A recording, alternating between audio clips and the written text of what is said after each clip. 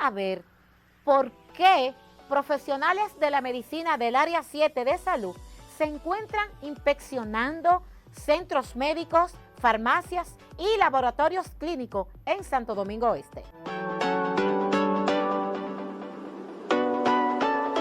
El área 7 de salud inspecciona centros médicos, laboratorios clínicos y farmacias del municipio Santo Domingo Este con los fines de garantizar la higiene y el buen servicio a los usuarios que a diario acuden a estos centros de salud.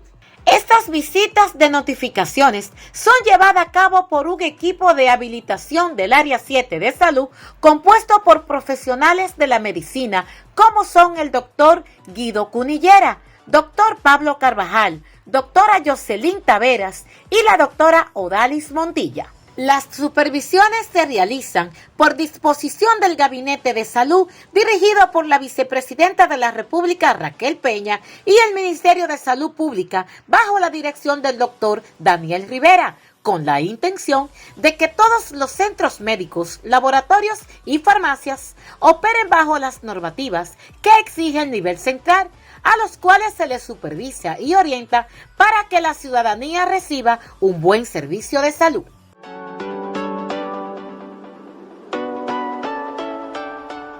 Bien, y como prometimos al principio de nuestro espacio, esta semana tenemos un invitado muy, pero muy especial. Decidí invitarlo a raíz de la gran ola de violencia que estamos viviendo ahora mismo a nivel intrafamiliar, a nivel social, en todos los ámbitos. Estamos viviendo una gran ola de violencia. Por eso hoy nos acompaña un experto. Él es Omar Nadín Castillo, psicólogo, terapeuta familiar y de pareja, experto en violencia de género e intrafamiliar. Doctor, sea usted bienvenido a nuestro set de entrevista. Para nosotros es importante, muy pero muy importante, tener hoy sus conocimientos, que nos oriente a raíz de tanta violencia que estamos enfrentando ahora mismo en nuestro país. Muchas gracias por la invitación. Bien, de inmediato, pues mi primer pregunta es, ¿a qué se atribuye, doctor, tantas violencias ahora mismo entre la ciudadanía? Mira, dependiendo del autor o de los autores que aborden el tema de la violencia, tú vas a tener múltiples causales por el cual existe el tema de la violencia. Lo primero es que hay que saber que la violencia es una conducta aprendida. Nadie nace siendo violento. Nosotros sí somos agresivos por naturaleza, pero cuando hablamos de agresividad, la agresividad es algo positivo. Por ejemplo, si un niño corre peligro cruzando la calle o se va a caer de una escalera, tú vas a ser agresiva. En el mismo deporte, tú eres agresiva porque quieres llegar a la meta. Eso es natural de nosotros. Ahora, cuando hablamos de violencia, es el abuso del poder para someter a otra persona. Por eso es que la violencia es aprendida, porque normalmente la aprendemos a través de la socialización. Puede ser que yo haya recibido violencia y haya aprendido a ser violento, o puede ser que yo quiera eso que tú tienes en la mano y tú no me lo quieras dar y yo utilice la violencia o algún tipo de violencia para obtenerlo. Entonces ya yo aprendí y socializo que a través de la violencia yo voy a lograr lo que yo quiero. Si nosotros nos damos cuenta, estamos en una sociedad que no es solamente a nivel de la República Dominicana, es a nivel del mundo, en el cual hay mucha violencia. Sí. ¿Verdad que sí? Sí. Entonces, y si nos damos cuenta, también estamos en una sociedad que va como en un incremento de una descomposición como moral, de valores. Sí. Hoy en día no son los mismos valores que habían antes. Por ejemplo, antes cualquier cosa era, las personas se asombraban o se aterraban tan solo de imaginárselo. Hoy en día eso es normal. Hoy en día, se ha normalizado una serie de conductas que antes se consideraban propicias de lo que son los antivalores. Entonces, si estamos en una sociedad donde hay mucha descomposición en diferentes esferas o estratos de la misma sociedad, nosotros vamos a encontrar que van a haber muchas personas violentas. ¿Por qué la mayoría de los casos de violencia, doctor, ocurren en clase baja? Hilda, déjame decirte que he escuchado esa pregunta muchas veces y te puedo decir que es un mito. El hecho de que en clase alta o clase media alta o clase media no se reporten tanto, no significa que no ocurra. Que no ocurra. Es probable que esos de clase... Es que tienen otro manejo. A veces sí, a veces simplemente no lo reportan, pero eso es un mito. Porque recuérdate, como te decía anteriormente, la violencia es una conducta aprendida y eso no tiene que ver con que tú seas de clase social baja o de clase social alta. Tiene que ver con la poca tolerancia a la frustración y cuando tú quieres lograr un objetivo, entonces tú vas a utilizar la violencia para lograr ese objetivo. ¿Cómo captamos un potencial victimario? ¿Cómo captamos un agresor? Normalmente los agresores son personas que tienden a aislar a la víctima de toda red social o de toda red de apoyo. Normalmente tienen como un sentido de pertenencia muy marcado con relación en el caso de la violencia de género, violencia intrafamiliar, tienden a aislar a la pareja, tienden a minimizarla, a subestimarla, empiezan muchas veces con relajo, como tanteando, como un pulso, como déjame ver hasta dónde tú llegas, sí, hasta dónde tú permites. Normalmente son personas que no tienen límites, se ofenden de nada. Es probable que yo te ofenda, por ejemplo, imagínate que yo sea el agresor, yo te ofenda y tú te sientas indignada, entonces yo me indigno más porque tú te indignaste. Entonces tú cedes y al final yo salgo ganando y sigo cometiendo el mismo patrón de conducta. Entonces existe la posibilidad, doctor, de que, por ejemplo, antes de una agresión física, siempre hay una agresión verbal, pero se puede dar la posibilidad que ocurra la agresión física sin primero hacerlo verbal, que de repente digan, pero ese hombre no hablaba o esa mujer no hablaba. ¿Y qué pasó? Puede ser que sí, que exista porque hay diferentes tipos de violencia. Está la violencia física, la violencia verbal, la violencia psicológica, emocional, la violencia económica. Económica, doctor. Claro. ¿Cuál sería esa? Bueno, yo no quiero que tú trabajes porque yo te suplo todo y tú tienes que depender 100% de mí. Eso es ya machismo, doctor, egoísmo, me imagino. Se le llama violencia económica. Okay. Entonces yo te limito en el recurso de la economía que entra a la casa, yo te limito de manera significativa o te suplo de manera gradual para que tú tengas que depender plenamente de mí. Entonces a veces el mismo patrimonio, sabes que el patrimonio son los bienes en común. Sí. A veces uno de los dos hace uso de este patrimonio sin consultarlo con el otro. Eso es violencia económica. Ok, entonces sígame definiendo, que lo interrumpí, escúcheme. Y como también me dijo también la violencia emocional, que engloba todos los otros tipos de violencia, porque cuando hay violencia verbal hay violencia emocional, cuando hay violencia física hay violencia emocional, cuando hay violencia psicológica hay violencia emocional. Ocurren violencia verbal que marcan mucho, claro que sí, más que la física. Claro que sí. Porque la violencia verbal muchas veces, por no decir siempre, va vinculado a lo que es la parte psicológica y normalmente va lacerando la autoestima de la persona, su dignidad, la va denigrando a un punto tal que va haciendo invisible a la pareja. Entonces, como dice un refrán, a veces hay palabras que hieren más que los golpes. Sí, correcto. Doctor, mi próxima pregunta es, ¿por qué siempre los que agreden físicamente o los que cometen un acto de dañar a su pareja terminan suicidándose? No siempre pasa, pero en una investigación que hicimos en el Centro de Intervención Conductual para Hombres, creo que en el año 2010 o 2011, cuando yo laboraba en este centro, con los feminicidas, nosotros pudimos identificar que muchos de ellos terminan suicidándose por la presión social. Lo que pasa es, existe algo en violencia que se llama doble fachada. O sea, delante de la sociedad yo tengo una imagen de que soy una persona socialmente aceptada, que cumplo con el estereotipo o los patrones sociales establecidos. Entonces, cuando se descubre de que yo soy un agresor o de que yo soy un feminicida, ya yo he sido evidenciado y muchos de ellos no soportan esa presión, entonces terminan suicidándose para no enfrentarse a las consecuencias de sus acciones.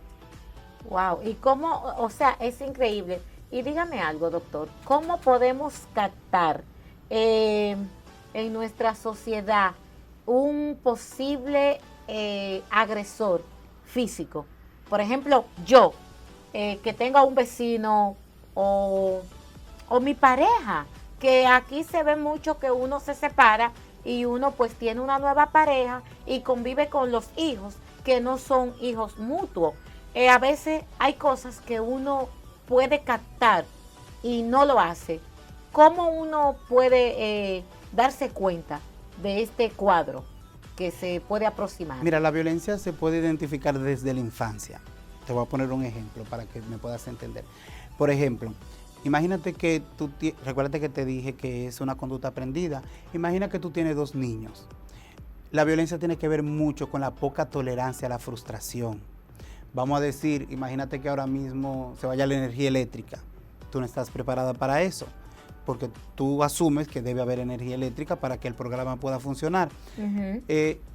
Una persona normal puede decir, bueno, no depende de mí que no haya energía eléctrica. De mí depende yo hacer el programa y estoy aquí. Una persona con poca tolerancia a la frustración no toleraría eso. Entonces, los niños, ¿qué pasa con los niños? Los niños aprenden desde pequeños, cuando juegan, cuando socializan, que las cosas no salen como ellos quieren. ¿Qué hacen? Hacen rabietas, lloran. Y normalmente los padres muchas veces ceden. A veces tú tienes 2 niños, como te empecé diciendo, y uno empieza a llorar porque quiere lo del otro, y tú, para que ese se calle, tú le dices, dale el juguete, o tú cedes porque te molesta el llanto del niño. Ahí el niño socializa que con el llanto te puede manipular. Ahí viene el tema de la manipulación. Entonces, cada vez que él quiera algo, él va a venir y va a empezar a llorar, va a hacer una rabieta, o si no, las cosas no salen como él quiere, viene el tema de la poca tolerancia a la frustración, y entonces él va a hacer una rabieta porque él quiere lograr obtener algo. En su mayoría son así, doctor, los niños son así. ¿Qué pasa con algunos niños? Como ellos no aprenden, que no siempre se gana, y no siempre las cosas tienen que ser como yo quiero, o no siempre yo debo tener un premio. Entonces, ¿qué pasa con esto? Ellos crecen y ya no utilizan, por ejemplo, ya no van a utilizar el llanto para lograr lo que quieran, que muchos lo hacen, muchos hombres, sino que lo que hacen es que sustituyen esto de llorar, lo sustituyen por la violencia. Por ejemplo, yo quiero eso que tú tienes en la mano, tú no me lo quieres dar, entonces ya yo no voy a empezar a llorar para que tú me lo des, porque yo soy un adulto. ¿Qué yo hago? Te intimido, puede ser hablándote duro, puede hacer, si ya hablarte duro no me funciona, entonces yo voy a ir en escala, aumentando la intensidad hasta un punto de que llegue a darte un golpe para que tú cedas y me des lo que yo quiero. Entonces, ¿qué es la forma correcta? ¿Qué es lo correcto hacer? Bueno, en la Fiscalía, como te decía, se creó el Centro de Intervención Conductual para Hombres para tratar a los hombres agresores. Normalmente, cuando las mujeres denuncian, ya en términos de violencia de género, violencia intrafamiliar, sistemáticamente, ¿qué hacen las fiscales? Envían a las sobrevivientes, porque ya no se les llama víctimas, son sobrevivientes de violencia. Sobrevivientes de violencia. Le envían a otro centro donde unas terapeutas también muy bien capacitadas, que ellas entonces la dotan de herramientas y se van trabajando sistemáticamente y se van dotando de herramientas a uno y a otro para que aprendan a manejar la poca tolerancia a la frustración, para que aprendan a manejar los conflictos y para que aprendan porque todo el mundo tiene conflicto, y el tema está cuando tú no tienes la capacidad de manejar esos conflictos de una manera adecuada, de regular tus emociones. Sí, doctor. Últimamente se están viendo casos. Hace pocos días vimos una hija que asesinó a su madre. Hay varios casos en carpeta de padres violando sus hijas. ¿Qué es lo que está pasando? ¿A qué se atribuye todo esto? Mira, como te decía, hay mucha descomposición de valores, mucha descomposición social. Pero a ese punto, doctor. Lo que pasa, eso no significa que antes no sucediera. Lo que pasa es que ahora, como hay más medios de comunicación, la persona tiene más acceso a los medios de comunicación. Ahora cualquier persona que no haya estudiado comunicación, es probable que sea más famoso que nosotros. Pero por Dios, ¿verdad claro que sí? Claro. Entonces, como sí. ahora las personas tienen más acceso a los medios de comunicación, este tipo de información se difunde más. Pero eso no significa que antes no haya existido. Una niña, por ejemplo, esa niña, ¿cuál es su perfil? ¿Qué usted perfila en ella de ahora en adelante que asesinó a su madre? ¿Qué pasa con esa niña? Bueno, yo no la conozco, no he escuchado del caso, pero cuando ya tú me hablas de que un niño o un adulto 13 años. asesina Una niña de 13 años. a otra persona, tú me estás hablando de que una persona que mínimo debe tener rasgos antisociales, por no decirte que va a tener una conducta o un trastorno per se. Normalmente si es menor de edad puede ser que no se puede diagnosticar a los niños con trastornos de personalidad. Para poder diagnosticar a una persona con trastorno de personalidad tiene que ser mayor de edad, pero solamente un antisocial es capaz de quitarle la vida a otro sin remordimiento, porque también hay casos aislados donde tú me dices, bueno, le quitó la vida y fue en defensa propia, era mi vida o la de esa persona. Pero ya eso no me toca a mí porque yo no soy abogado ni soy juez, eso lo determinará un juez. Pero hay una serie de conductas, de síntomas, sería la palabra, que van formando como lo que es la estructura de la personalidad de los individuos. Y que yo recomendaría, por ejemplo, a esta niña poder hacer una evaluación profunda para ver qué fue lo que la motivó a ella en particular a hacer esto. Porque recuérdate que cada caso es aislado en sí, no es que todos son por una misma causal. Sí, doctor, ya para finalizar, tenemos muchos temas, pero vamos a comprometerlo públicamente con nuestros televidentes a que usted todas las semanas nos oriente y nos nutra de un poco de sus conocimientos, que mucha falta nos hace. Para la semana próxima vamos a hablar de la salud mental. ¿Se compromete usted? Levante su mano. Claro que sí, yo sé que el doctor va a ceder y va a aceptar una segunda invitación. Pero antes de antes de despedirlo, yo le quiero preguntar, yo tengo una preocupación. Yo tengo 3 hijas, pero de esas 3 hay una que convive conmigo y se va a trabajar, tiene 18 años. Y todos los días le digo, mi amor, no discuta con nadie, no le lleve la contraria, porque la gente está que de nada pues te agrede, y no solamente te agrede verbalmente, físicamente. La sociedad cada día está más violenta. Entonces, ¿cuál es su consejo? ¿Cómo debemos comportarnos ante una persona que en las calles nos agrede verbalmente y que puede tener otro tipo de desenlace? Mira, hay un principio, se llama el principio 90-10, que es muy bueno. El principio 90-10 consiste en que tú no puedes controlar el 10% de las circunstancias externas, pero sí controlas el 90%. El 90% tiene que ver con tu conducta. Que yo les recomiendo a las personas normalmente que aprendan a autorregular sus emociones, como a controlarse. A veces me pasa como docente universitario, a veces me pasa que hay estudiantes que están frustrados porque no se sintieron conformes tal vez con los resultados de todo su proceso en el cuatrimestre. Esa frustración no tiene que ver conmigo, eso no es algo personal, eso es algo que tiene que ver con ellos. Pero hay que aprender. Se aprende. Si yo lo aprendí, tú lo puedes aprender, ellos lo pueden aprender. Entonces, uno tiene que aprender a regular sus emociones. Cuando digo uno, me responsabilizo, yo tengo que aprender a regular mis emociones y saber de que, por ejemplo, tu conducta, eso depende de ti, no depende de mí. Ahora, si tú me vas a agredir físicamente, yo tengo que protegerme, que cuidarme, pero inclusive muchas veces hay personas que me ha pasado, que están muy alterados, y yo espero que termine de hablar, y yo sé, y digo dentro de mí, este problema no es conmigo, su alteración no tiene que ver conmigo, yo no he hecho nada, o sea, no tiene por qué afectarme. Y luego que termina le pregunto, antes de llegar aquí, ¿te pasó algo? Y me dice, sí, me pasó algo. Entonces empieza a hablarme de lo que le pasó. Entonces, a la gente le gusta que lo escuchen. Exacto. Exacto, a las personas les gusta ser escuchadas. A nosotros como dominicanos, como latinos, nos gusta. Tú no ves que uno se monta en una voladora, en el metro. No, eso es algo que nos identifica a nosotros internacionalmente. Ese es dominicano. Ese es dominicano. A nosotros nos gusta hablar mucho, nos gusta, nosotros somos sociables por naturaleza, y eso es bueno. Eso es un atributo que nosotros tenemos bueno. Y sí, es verdad que hay mucha violencia, pero también hay muchas personas buenas, hay muchas personas que no son violentas. Sí. Yo lo que entiendo que nosotros como cultura lo que debemos es reeducarnos.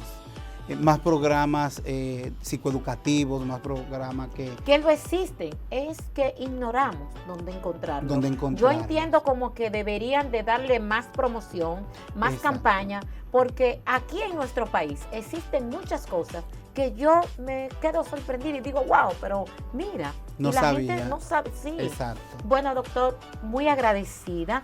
Gracias por la invitación. De que haya aceptado nuestra invitación. Quiero pues que usted le diga a los televidentes cómo localizarlo. Sé que usted está en el Gautier, también es docente de una prestigiosa universidad de nuestro país. Por favor, los contactos, sus números, sus redes sociales. Bueno, en las redes sociales estoy como Omar Nadín, ese es mi nombre, / o sea, rayita abajo. Ajá. Ahí me encuentran. Normalmente yo subo muchas frases motivacionales,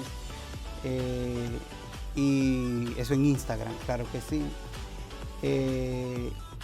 Y por ahí mismo, por Instagram. En el Gautier, quiero agradecer a la administración del Gautier por cederme una entrevista con usted, su contacto, muy agradecida. ¿Y en qué horario está usted en el Gautier? Normalmente yo estoy de 8 a 12 del mediodía. Hablando del Gautier, yo fui al Gautier la semana pasada y yo me quedé sorprendida. ¿Verdad que yo sí? No sabía que ese hospital completo era un hospital tan completo, una higiene, un personal activo, muy atento, un servicio excelente. Yo me quedé sorprendida. Muchas veces, es como le decía anteriormente, estamos equivocados con muchas cosas públicas que contamos en nuestro país y que a veces no la valoramos por ser pública. No, tenemos que hacer uso de las inversiones de los recursos. Sí, de los recursos. Exacto. Y me sentí muy, pero muy contenta. Satisfecha. Muy satisfecha y dije que voy para allá, doctor. Qué bueno, qué bueno. Sabes que tiene las puertas abiertas y de verdad que a mí me gusta mucho mi trabajo en el hospital. Yo allá estoy asignado, habemos muchos psicólogos muy bien capacitados. Yo necesito un psicólogo. Yo siempre le he dicho a la encargada del departamento de psicología, Isidra Gómez, que yo cuando sea grande quiero ser como ella. De verdad que sí, que la admiro mucho su asertividad, porque ella es muy asertiva. Yo trato de serlo, pero no llego al nivel de asertividad de ella. Entonces, yo la admiro mucho. Y tenemos profesionales muy bien capacitados en el hospital. Yo estoy en el área de psiquiatría, como les decía. ¿Ustedes cuentan psiquiatría, psicología? Sí, porque el departamento de psicología está distribuido en todo el hospital.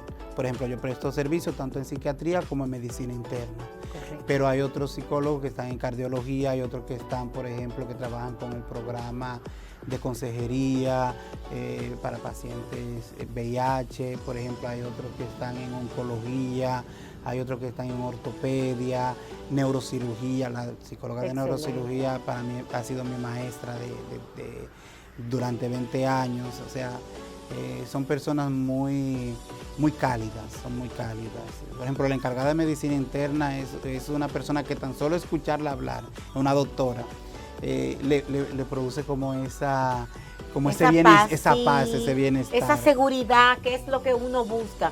Bueno, doctor, me hace seña que no hay tiempo para más. Lamentablemente, la semana próxima estaremos tratando el tema de la salud mental. Así que gracias una vez más y tiene un compromiso. Me comprometí en público. Ya, bueno, ustedes pues continúen. Ahora vamos a una pausa comercial. Ya regreso. Mucho más de nuestro espacio, Si Te Ves con Hilda Pichardo.